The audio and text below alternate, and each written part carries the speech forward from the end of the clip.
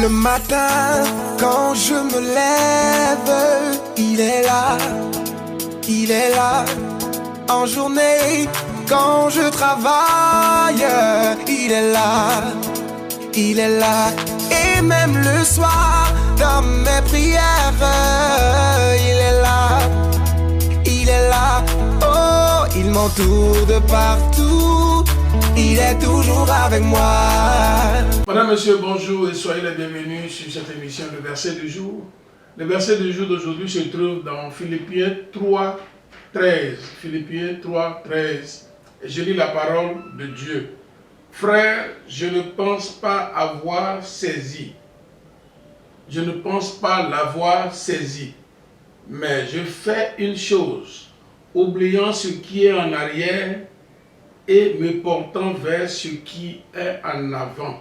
Je répète, frère, je ne pense pas l'avoir saisi, mais je fais une chose, oubliant ce qui est en arrière et me portant vers ce qui est en avant. J'ai intitulé ce verset du jour, il est temps d'oublier certaines choses. Il est temps d'oublier certaines choses. Nous venons de finir 2021 et nous avons célébré et accueilli 2022. Il faut dire que certains ont fini 2021 avec joie et ils ont bien célébré parce que certains de leurs rêves, de leurs objectifs se sont accomplis et c'est avec satisfaction qu'ils ont vraiment fêté et qu'ils ont remercié le Seigneur d'une manière ou d'une autre pour l'année 2021. Et d'autres, en faisant le bilan, c'est peu agréable, certains des objectifs ne sont pas atteints et ça n'a pas été avec joie du tout. Ils ont malgré eux fini la fête avec le regret et puis entamé la nouvelle année 2022 pas dans un sens ou dans un sentiment de joie ni de gratitude. Et voilà comment ça finit souvent, certains dans la joie, certains dans le regret.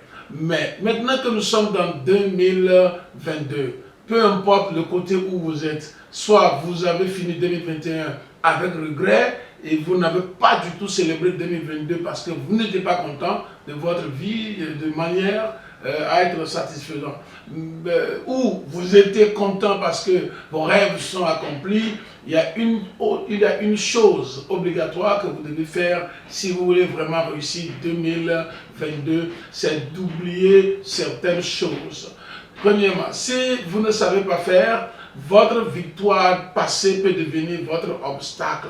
Oui, vous avez atteint votre objectif ou vos objectifs de 2021, mais le plan de votre vie continue. Vous n'avez pas encore atteint tous les objectifs ou l'objectif ultime de votre vie. Une fois que vous êtes vivant, vous avez toujours des choses à accomplir, vous avez des rêves à accomplir, vous avez des objectifs, vous êtes fixé des objectifs. Et si vous ne savez pas faire, le fait que vous avez été vraiment satisfait pour 2021 pourrait vous pousser à ne pas prendre soin et prendre conscience des défis de 2022 et cela pourrait devenir obstacle pour vous. C'est pour ça mon exhortation dans cette émission, le verset du jour de ce matin dit: oubliez les choses passées. Oui, vous avez réussi à construire, vous avez réussi à vous marier, vous avez réussi à voyager, vous avez réussi à monter telle entreprise, vous avez réussi à trouver le financement de telle chose et vous êtes satisfait de 2021, mais 2021 est parti et vous avez des nouveaux défis devant vous. Il va falloir oublier certaines choses de ces satisfactions et puis en faire face en même temps à ce qui est devant vous et planifier maintenant 2022.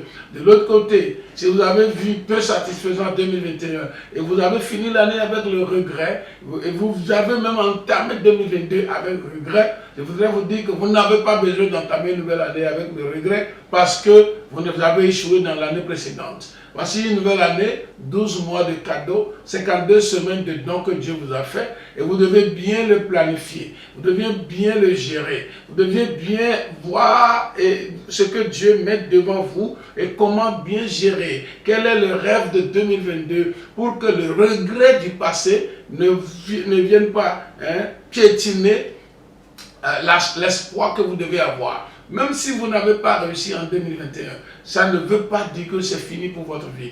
Votre destinée est toujours possible en Dieu.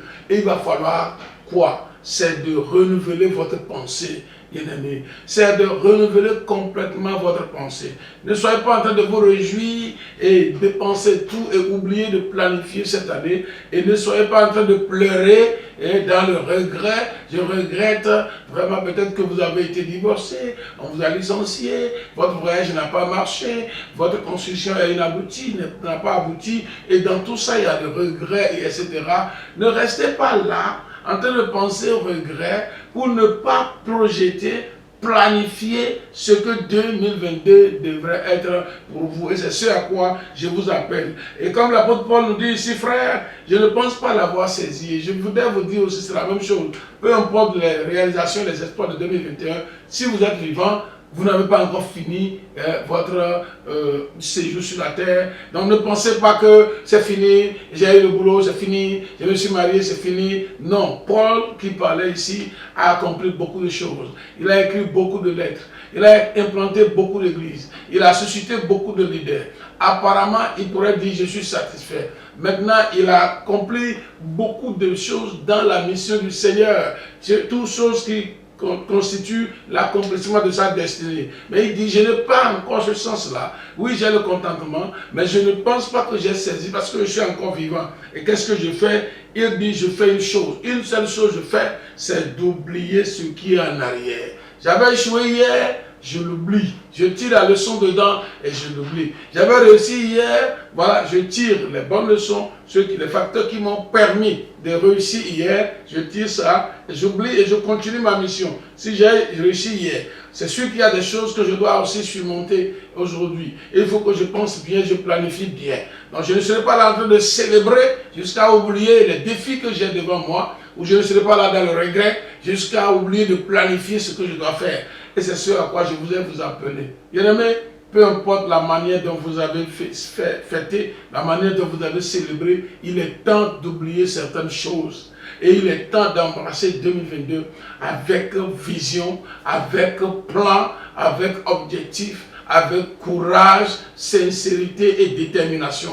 Bien-aimés, si vous le faites, le Seigneur vous donnera la force. Ne restez pas là, passif, en train de souhaiter que je souhaite que le Seigneur me donne ceci, je souhaite que Dieu ouvre les portes, je souhaite que Dieu fasse ceci. Non, levez-vous, secouez-vous de tout ce qui vous empêche de bien planifier 2022 afin d'amortir votre réussite, oui, d'accomplir de grandes choses pour le Seigneur. Je veux vous dire que votre destinée est encore là et vous devez l'accomplir.